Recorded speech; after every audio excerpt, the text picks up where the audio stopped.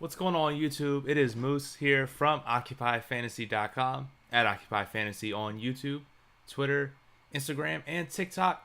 And I'm your host Moose at CFB_Moose on Twitter is where you can find me, alongside co-founder of Occupy Fantasy, Brian at BrianJesterFF on Twitter. Brian, we're here, man. We're here. Dude, we made it. Moose, we finally made it. The $1 million mission kickoff on Tuesday was the first time we were back, and then we got that absolutely garbage game Thursday night. It means we're really back. So yeah, I'm excited for it, and glad to be here. I didn't know if like YouTube would copyright us, but I literally just wanted this whole picture instead of the daily plug just to be from The Wire.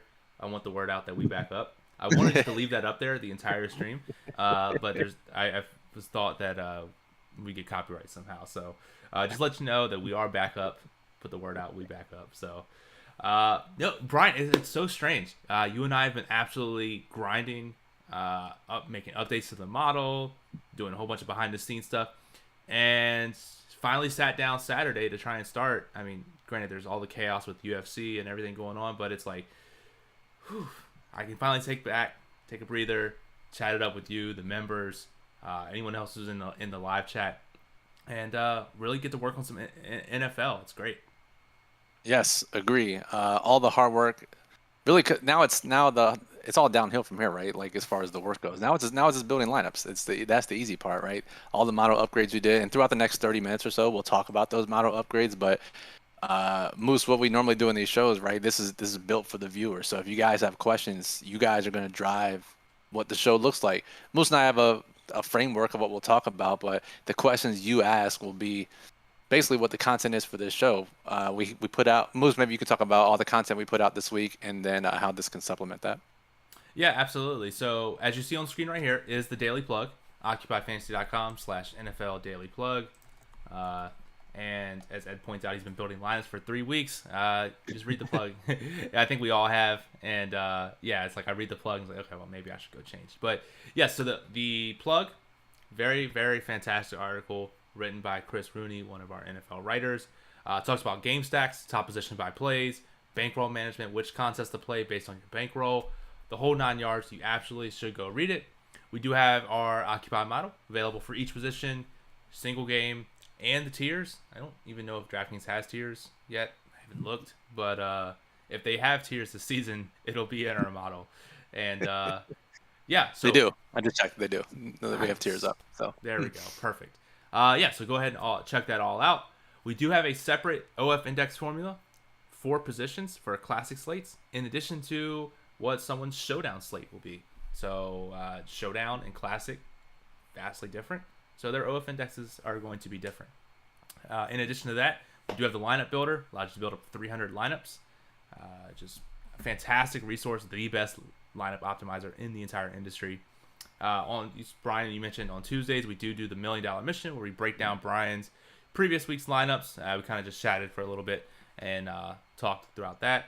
And in this show, it's also a great show as well. We do this on Saturdays because Sunday morning it's very difficult to give detailed answers. If someone has a question, how do you like so and so play? We're gonna say, yeah, they rank well, because we're limited on time. Kickoff starts maybe in a couple hours. Whereas here, you ask questions. We're really able to go break deep down the answer. So hopefully we're all better knowledge afterwards. I think I hit everything, Brian. I think you got it all. And then we got the YouTube videos that we do during the week, right? For Showdown, and Chris put out the video last night, Chris's video last night was great. You guys should check it out after this. Talks about the strategy guide and just reacclimates everyone to how you should build NFL lineups with some picks for this week. So go check that out as well after this. Yep, and then don't forget to follow us on Twitter, as we'll be posting a bunch more memes. We're now doing that, so yay. Yeah, so back to the chat. Again, if you're new here, if you have questions, go ahead and ask. If you're not even sure what you should be asking, that's still a question. If you're not sure what the show's about and you want clarification, go ahead and ask that now. I'm sure we'll get some new people in here. But the first question here is from Ed. It says, a lot of industry talk about Isabella. George's torch for this guy. Brian, I know you love Isabella, but it seems like no one else does. I know, literally no one else in the world, right? I think it's just me. So it's actually funny that this is brought up because when Rondale Moore was injured in Thursday's practice, the immediate assumption for everyone, myself included, and most of fantasy Twitter was Isabella should be the guy that steps in, right? Because D-Hop is suspended, right? However, I think it was Blake Murphy, who is a Cardinals beat reporter. Someone asked him about the situation, and he basically said that if you look at preseason usage, Rondell Morris, he was going to take the Christian Kirk role this year, played mostly slot snaps, and the guy who played mostly slot snaps was Greg Dortch in the preseason, not Andy Isabella. And that kind of lines up with our thinking that Cliff Kingsbury will do anything possible not to play Isabella, right? So I think if that holds true, it probably is Dortch, right? And these are guys that you're not playing unless you're stacking the game and you're playing super large field GPPs, right? That the Dortch versus Isabella conversation isn't going to matter for 95% of lineups. But I think it is Dortch, and beat reporter did confirm that. So as much as it pains me to say that it's not Isabella, it probably is Dortch. Yeah, I mean, Andy Isabella is like the greatest preseason player ever, and then they just don't play him afterwards. It's terrible. I know. It's awful. What's up, Swaggy? What's up, Eagles? What's up, Nigel? Swaggy says K1 or Mahomes in GPP. So here's a way that I like to look at this, right? Obviously, they're both great plays. They're in the plug, right? They both rank top 6 or 7 in the model. And what I like to do, and Moose is a great feature of the lineup builder. We talked about it last year. And a lot of people say, I'm only building one lineup. Why do I need a lineup builder, right? And I talked about it before, where it's like, if you build as many combinations as possible, you see what pops up near the top or most often. And that can let you know what our model's thinking, what the most optimal approach can be. So if you look at, I built using some of the game stacks that I like, and 3x1 game stacking for tournaments like you should be. Kyler Murray is appearing in way more highly projected lineups than Mahomes is. So for me, to answer that question, looking at what you can fit with them in an optimal stack, Kyler is the guy that the model and the builder prefer. Nice. Yeah, and then he has a bunch of different combinations to go through. So, yeah, I think that kind of tells with the K1 stack. Then Think Green says, do you think a bring back is necessary with Lamar stack is optimal or necessary? So it's funny, right? Let's talk about Lamar for a second. As you and I were deep diving into the model this offseason, looking at trying to improve it from every angle like we always do every offseason, the model always hits Lamar Jackson. And we've talked about this many times. And a lot of people may say, why is Lamar ranked 15th or 20th or whatever, his rushing ability? And as we've looked, right, Moose, like, Lamar hasn't won many GPPs over the past 3 years. Yeah. Most of the time, the people winning GPPs are either like super cheap rushing quarterbacks that get there on like 15, 20 points, or they're stacks, or quarterbacks that pass for 4 touchdowns. Very rarely is it a quarterback like Lamar. So for Lamar to get there, it's probably through passing, and it likely means someone on the other side, the Jets, has done something. So I think for me, if you're playing Lamar in a GPP, despite everything we know about Lamar being a great fantasy asset for season-long leagues, in tournaments, it's really tough for his type of lineups to get there. So if it does happen, it's probably because Elijah Moore or Michael Carter or Corey Davis or whoever put up some kind of points to be useful to keep that game competitive. Yeah, I mean, we tried for like literally a whole day to be like, well, all right, we got to get Lamar Jackson higher up in the model. And no matter what we did, the model was like, yeah, it's not happening. No. Not happening. Doug, so what's your thoughts on Drake? That's an interesting situation. I think it's probably just an avoid, right? So J.K. Dobbins is questionable, but probably doubtful. And Mike Davis has been the guy there all preseason as the lead back when the starters are in. But they just signed Kenyan Drake as well. So, it's probably a mix. Mike Davis probably leads, but I think the offensive coordinator said Friday that it would be hot hand. They would mix it up. So, honestly, if I had to choose, it would be Davis. I don't think you need to pick one or the other, to be honest. Though, if I did, it would be Davis. But Drake, I feel like is probably on a game with 26 teams, and you'll probably hear this statement a lot. On a slate with 26 teams, you probably don't have to reach that deep. Makes sense. Bob says Miami stacks versus Belichick. What's your thoughts? That's interesting, right? I don't know, man. What do you guys think? I'm curious to get Bob's thoughts too, right? Like, has Belichick lost it? Do you guys think, right? Like, because they're talking about revamping the offense, and it's not even it's week 1, right? And it goes to show you lose Josh McDaniel, and now you think you can just solve that and try to save some money by not paying for an offensive coordinator who's using Joe Judge of all people, or Matt Patricia, both guys who are not offensive coaches. Yeah, I don't know, man. But that just speaks to Belichick. And here's the thing, right, Moose? Like, we've got a brand new Miami offense. We got Mike McDaniel leading the offensive charge, offensive mastermind by most people's opinion. Bring in Tyreek, right? Bring in Cedric Wilson. Completely revamp. They got Raheem Mostert on the ground. Chase Edmonds out of the backfield, right? They could be one of those new look offenses that we talk about that everyone's so surprised after week 1. Like, holy shit, they dropped 40 on Belichick's defense. Like, I would not be shocked at it at all. And I don't think many people are going to play them, right? Yeah, and I mean, as Dot Bets points out here, his 3-0 Miami stacks he's built has been looking good. Doug says, Tyreek Hill's going to erupt. Like, I can see them being such a very explosive offense. And again, maybe in the $5 contest you do have to have them put up 40, but they can do that. They also can crush with 30, and like I definitely think that's a good way to go. It's not something that really popped on my radar until just recently. So thanks for pointing that out. And relatively affordable for the most part. And you look at Tyreek, 10% projected ownership, like someone his big playability at 10%. He's the guy that wins GPPs when he puts up 40 at 10%. So yeah, exactly. Mr. 513 says, "Hey guys, thanks so much for what y'all are doing. I guess my first question is there any tight end under $3,000 that you like?" I looked in our model. I don't even think we project a tight end under 3,000. Jonnu Smith is the top one, but like the pricing is so soft on this first slate that you really don't have to do that. So I would do everything I can to not play a sub 3,000 tight end in week 1. Now, granted, once it comes week 9, week 10, and the shit's hard, yeah, you'll have to play one. But I don't think you have to do it this week. Definitely, yeah. Chris says, "Hey, what's up, guys? Need some advice on my 2 flex positions of these 4. What do you think is best? Thielen, Rashad Penny, Robert Woods, Renfro. I need 2 from these guys." Chris, if you could specify, he actually says it's a half PPR, so I'm guessing that's like season-long fantasy. Yeah. So give me a second. I'll take a look and I'll get back to you, Chris. Cool. And again, if you are asking for specific players, this guy or this guy, make sure you specify what contest type, which website you're playing it on, if it's season-long or daily fantasy, or if it's a player prop. I know sometimes they have those player versus player props. Dotbet says, "Brian, you talked about targeting low-owned running backs more this year. Elijah, Chubb, Cordell stand out to me. Any others that you're targeting?" Yeah, so glad Dotbets listened to the Tuesday stream, right? So if we look at or if you go by pure model rankings, go straight down the list, guys that are like 5% or less, the one that stands out to me the most is probably James Conner, right? 7% owned, highest total game. And the dude scored like 20 touchdowns last year. No more Chase Edmonds. Everyone's excited to play everyone else, and he's kind of in a weird pricing range. I mean, Conner would have shocked anyone if he scored 3 touchdowns again, right? And he's less than 10% of roster. So I think Conner makes a ton of sense. And then what about like Elijah Mitchell as a big favorite? I think Chris talked about it in his video. 6.5 point favorites. He's 2% owned. So they're again going back to the 2016 thing. There are going to be some low owned guys this week. I wouldn't necessarily get locked into those core group of guys that the whole industry is talking about.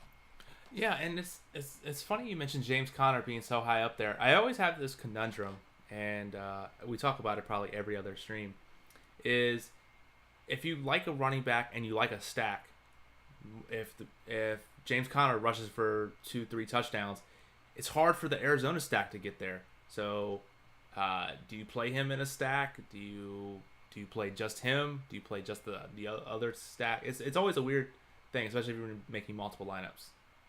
What you could do is, right, like there's 2 ways to play that. I guess there's really 3 ways. You could use him in the stack and just hope that he gets a receiving touchdown.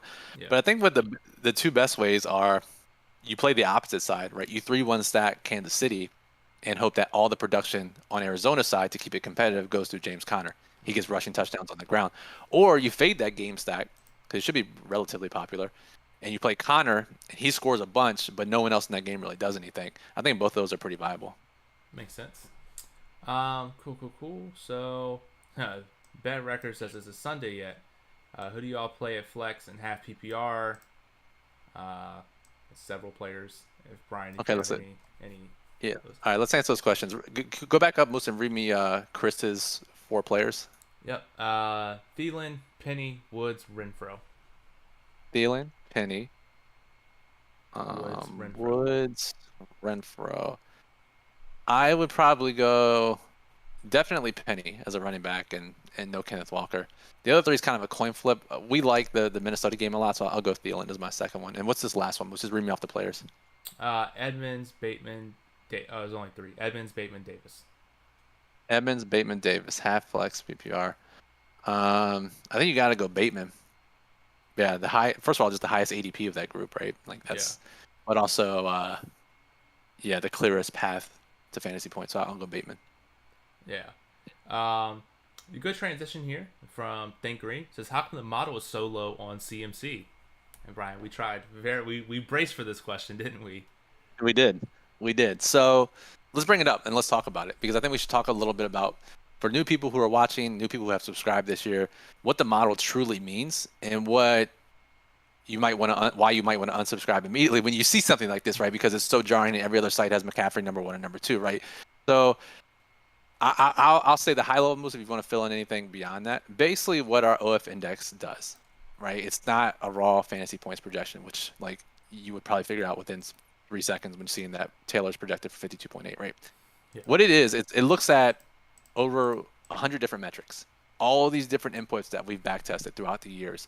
And most of you want to name a couple, you can, right? But like we look at all these metrics, what predicts fantasy success the most, and how we define fantasy success for our model, because it's all about high risk, right? Chris does a great job in the plug of identifying the low risk options. The model has the low risk filter. What it does is it looks at how likely is this player to outperform their salary based tournament expectations. So it's a lot of words, right? So it basically looks at, can they score a ton of points for their salary, right? So Taylor, he ranks higher than McCaffrey based on all the inputs that the model has looked at. It thinks that Taylor has a much higher chance of scoring 30 plus points, which he probably needs at 9K to get into tournament winning lineups, than McCaffrey does. And I have a feeling it's possible this is wrong, right? Because week 1, right? And McCaffrey was injured last year. I think with McCaffrey's injury last year, the unknowing of his usage, we've had some games where he's left in the middle of the game, and obviously that changes things as well. But at 8,500, the model thinks it's very unlikely that McCaffrey is going to score 40. But in low risk, he'll probably score 15 to 20 points, and that's enough. But that's not going to win you $1 million on Sunday if he performs that way. Exactly, yeah. So you have to separate, first get in your mindset that the original the DraftKings, FanDuel, Yahoo rankings in here are built for high risk contests. Anything outside of that, you need to use either something else to help contextualize it. Whether that's the low risk Like filter here, the plug, the Discord, whatever process you use to help with other things as well. And you kind of get in the groove of it. You see, okay, I know that Jonathan Taylor is number 1 in high risk. He's probably also a great low risk play as well. I can probably play him across all situations. Whereas CMC, probably only want to play him in low risk. And I've had this question before. This column, like, you can move it. So like, if you just like scroll, you can scroll. There's a bunch more columns over in there. And one of the things I like to do for low risk or medium risk is, again, all these are sortable. So you can actually sort by projected weighted opportunities, which takes their rushing and targets into account. Targets are actually weighted more. And you can see McCaffrey has the most weighted opportunities, which makes him a fantastic play for low risk. Right. So very high floor. But you got to figure, right, when you look at his salary, and I think this is what the model is picking up on, right, is that the total in that game is pretty low. Their team total is pretty low. And he's got to have if they approach that team total, he's got to have an outstanding game, which he has, right? He's a number 1 pick in season-long leagues, right? But it's a thin margin of error if they only score 21 points or whatever they're expected to score. So, again, low risk. If you even just turn on the low risk filter, you'll see he'll pop up. But we're trying to win big tournaments, and fading a 22% expensive player is certainly one way to do it. And the model is picking up on that. Yeah, and another good way to point it out is if you sort by DraftKings salary, I mean, just look at the top 4. JT, Derrick Henry, Christian McCaffrey, Austin Eckler. It's hard. Like, I know McCaffrey seems he can have those breakout games, but in that core group of 4, which one do you think is most likely to get you that dub? Yeah, I mean, that's the thing. And when you can play the other 3 guys for less ownership, yeah, with higher team totals, you start to see why he's ranked where he is. Exactly, yeah. And you can tell the model is a little biased that I made it because Joe Mixon's number 3. It's actually not biased. It's complete free bias. But, yes, I like that Joe Mixon is up at the top. Yes. Doug says, how come the model only shows 1 running back for low risk? Uh-oh. Well, it just shows how tough this week is for low risk, right? Like, I know there's some mispricings, and we like Gibson and we like some of these other guys, but it's not a great low risk week in general. I was just talking to Chris right before the show, and he's like, I think I'm probably going to skip low risk this week, even though Chris plays it pretty much every week. So we'll look into it to make sure there's no error there. But it's a tough week for low risk contests in general. Definitely. Let's see here. Mabaran says, is there any late swap situations that stand out in week 1 we can take advantage of when building? I don't think so, just because there's so many games at 4 o'clock, right? If we look at, let me go to, so for the 4 o'clock games, we have Minnesota, Green Bay, LA, and Vegas, Kansas City and Arizona, Tennessee and the Giants. 4 games at 4 o'clock, 3 of which, by the way, we really like for stacking. So you're going to have a lot of player minutes remaining heading into those 4 o'clock games. So it's going to be an exciting finish, that's for sure. And yeah, it's when there's this many games, it's really tough for late swap. And there's no injury situations to take advantage of in these games, right? So there's no questionable players. I guess the Ertz situation maybe, but it sounds like he's going to play. It's not like, let's say if the Buccaneers game was on the slate and Chris Godwin, who's technically questionable, I don't think he's going to play, right? But if Godwin was on the slate and we get news at 2 o'clock that he's not playing or he is playing, then that changes things. I don't think we have a situation like that with so many games. Yeah, makes sense to me. Mr. 513 says, I love JT along with Kamara. JT might be a little too pricey to get the lineup I really like. Any other running backs you'd recommend targeting? Yeah, so I like the ones that Chris pointed out in the plug. I mean, Gibson is cheap for his price, $5,800. No Brian Robinson this week, so Gibson looks really nice. As far as other cheap backs, Patterson, as Dot Bets pointed out in the chat, 1% owned if he has that dual role like he had last year. But then you have guys like ETN, Elijah Mitchell, AJ Dillon in a game we like. Damian Pierce, I'm kind of intrigued, right? I think his ownership's gonna be higher than what we project based on everything that happened in the preseason and how much hype he got. And maybe it's because they're 7-point underdogs, but if that game stays close, Pierce in a high risk setting could definitely hit value. Definitely. Swaggy has like 10 questions about players. Let's rapid fire them. Hawkinson or Pitts, or Hawkinson or Waller?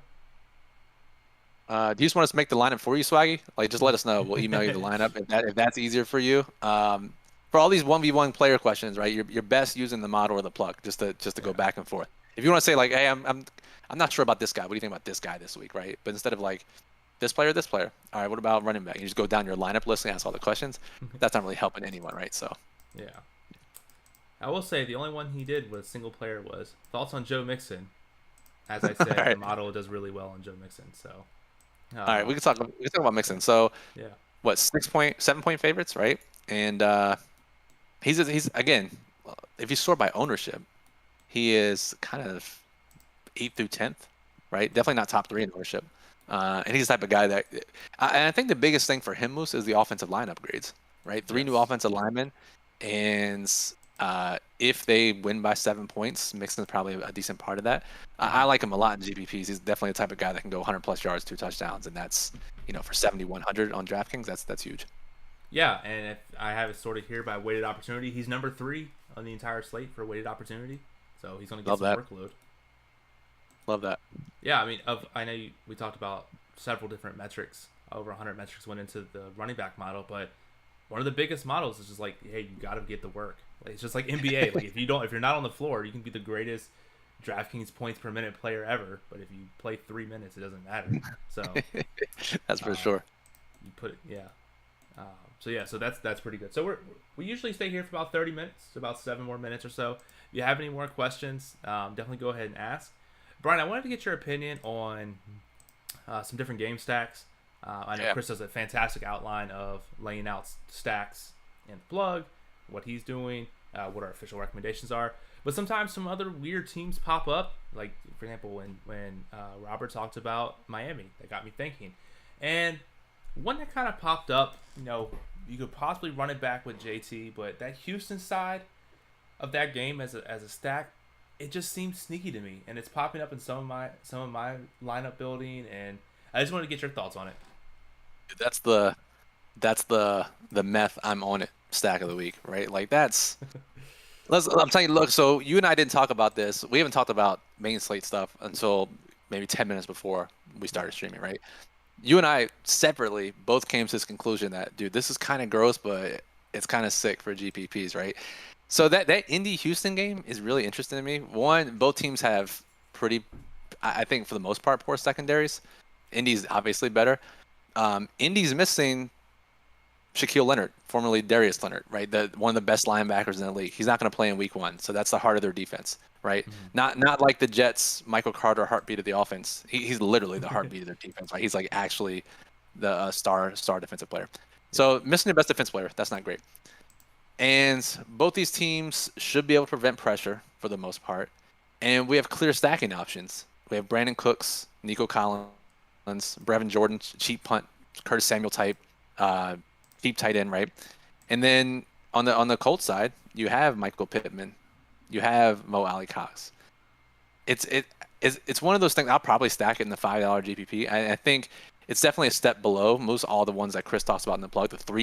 What we say are the 3 main stacks this week. Yeah, but if you want to go crazy, I have no problem, and it's pretty cheap too, playing that Houston Indy game stack. And I think what you could do, Moose, we talked about Dameon Pierce, we talked about Jonathan Taylor.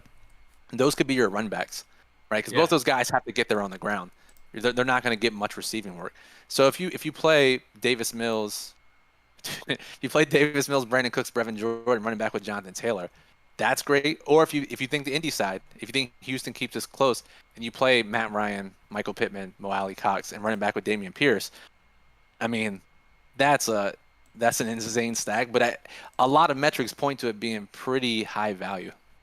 Yeah, and I think it's you mentioned it perfectly, where you have the $5 contest on DraftKings. There's like 16 million people in this contest. It's a lot less than that, but it's like a shit ton of people in this contest. Why can't it get you there? Like we've talked about it before. If you like something for a reason in a huge ass contest where I guarantee that the number 1 line is going to be really gross, but it doesn't matter how gross it is. You can cry with your $1 million in a Bugatti, but you still got the $1 million. Yeah. So as Robert says, do I have to start Millies in the Houston stack? I mean, I could see that happening. Like, or Houston Indy game stack, especially in the $5 one. I mean, Brian, what do you think about this? Like, from a standpoint of, I mean, Davis Mills is going to be like 0% owned actually. Yeah, like actually 0%.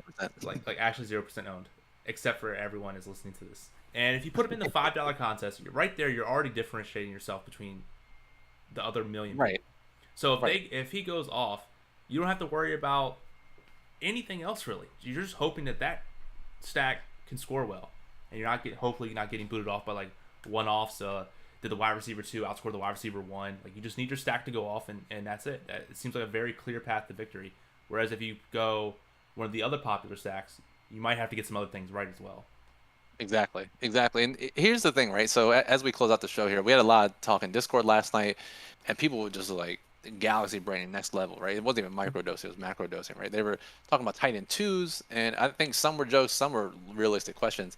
And you want to be a million people, I understand that, right? But the way to do that, you don't have to play backup players, right? The way you do it is there's 2 different ways. You either get a game stack that no one else has that is the highest scoring game stack, and this sneakily could be one of those game stacks, right? At least when you compare their ownership, right? Yeah. Or 2, you're playing star players or guys with solid roles that the field just isn't on. Right, so just for instance, like if we go to wide receiver, we're looking for guys that are, I don't know, 3% or less that have a legit role. Debo, Jalen Waddle, like these guys, right? We know they can get heavy volume and have huge games. They have, especially if that Miami explosive offense theory comes to fruition, right? They put up 30 points at 2%. That's how you win, not because your tight end 2 scored 7 points. That's not how it works. Yeah, I mean, so if we're going here, I have it filtered in the model. I just pulled up the wide receiver model. So if you're not subscribed, take a screenshot now or forever hold your peace. If you search by DraftKings 6% and under, I mean, you get some players who can actually get you there. We talked about Debo, those are good names. Waddle, good names. Renfro. Right. Yeah, so I would rather play Scary Terry, Tyler Boyd, Robert Woods, Renfro, Waddle, Samuel for 5,000 to 6,000 when maybe not. Yeah, I'm not playing any Pittsburgh guys. Yeah, I mean, also like Nico Collins is down there as well. But yeah, there's people that these are good names with cheap salary. You don't need to get any more crazier than that. Exactly, you're exactly right, Moose. And I think so. Someone asked, "Do you think Debo's low ownership sticks?" And if you can you sort by DraftKings salary just really quickly, most if you take the ownership filter off and just sort by Yeah. DraftKings salary, if you look at the guys around him, they just have better overall projections, right? You have Devontae, Justin Jefferson, Jamar Chase. Those guys are going to be way higher projected than Debo every single time. Even Keenan Allen, and maybe even Tyreek Hill probably, right? And when you look at just overall projections, the fantasy point projection standpoint, when that happens, we see this in every single sport, right? MMA, golf, whatever it is. When they have a lower projection, the ownership just condenses around them, and that ownership discrepancy just widens and widens. So yeah, I think Samuel probably ends up at 3 to 5%. So if you're the type of guy that thinks Debo can continue what he did last year, he's a no-brainer play at 3%. It's gonna be great. We're all 38 people here are gonna have the same lineup. We're gonna do it on Tuesday, and it'll be like, yeah, there was one duped lineup, and it was a Davis Mills stack with Debo Samuel, and we all got last place because Davis Mills throws for 3 yards and 4 interceptions. Well, I'll bring the water. I can't wait to see you guys on Tuesday. Hashtag tap water. Yes. Do you have any last closing thoughts on JuJu? So he missed most of the preseason, right, with his knee injury. It sounds like he's back fully good to go. And Mahomes said on Friday in his interview that fantasy players are going to hate their offense because it's going to be a different guy every single week. How true that comes to be, I don't know. But I think Juju's the number one there. And I think his fantasy industry caught on a little bit towards the end of the summer that they realized that Juju's numbers in the past, mostly his low average depth of target, was more of a function of the Pittsburgh offense and not necessarily his skill set. So, yeah, I think dropping Juju into the Kansas City offense, he's a pretty good play. So, yeah, you got to like him for week 1, especially in stacks. Yeah. Let's see here. .bet says, in a high-risk GPP, Kadarius Toney or is it Wan'Dale Robinson? Yes. Hey, nice. Probably Toney. Good work, Moose. Moose has done his research. He knows. I think Toney, right? Toney is definitely the easy answer here. But there's a slight chance we see Wan'Dale Robinson be this, like, Percy Harvin, McKenzie, even going back to Dable's Buffalo days, type high-volume gadget slot receiver that just racks up a ton of targets. He's been priced. I'll say Toney for sure, but I'd be willing to play Wan'Dale some too. I was not expected to get hit in the fields with Percy Harvin takes on Saturday. like Isabella, I'm a big Percy Harvin guy, but Percy Harvin actually got opportunities. I know. I feel so bad about him. Let's see here. Really quick, I do want to close it out. Before we close it out, we kind of have this with baseball and some other streams, whatever. I have in the model here wide receivers. Instead of maybe under 10%, we'll say under 5,500 on DraftKings. Okay. Who's getting that touchdown? All right, and they got to be sub 10%, right? We're not going to cheat and say Michael Pittman here, right? Let's go 5% or less. 5% or less under 5,500. We're going way down there. 5% or less, 5,500. Oh, I already know your pick. Who am I I'm curious to hear what you say. Who do you think I'm gonna pick? Well, I know you stack Arizona in literally every contest. You're gonna say AJ Green. Yeah, different year, same strategy, right? We're stacking Arizona every week. Of this group, I'll say Devonta Smith makes the second-year leap. Everyone's on AJ Brown.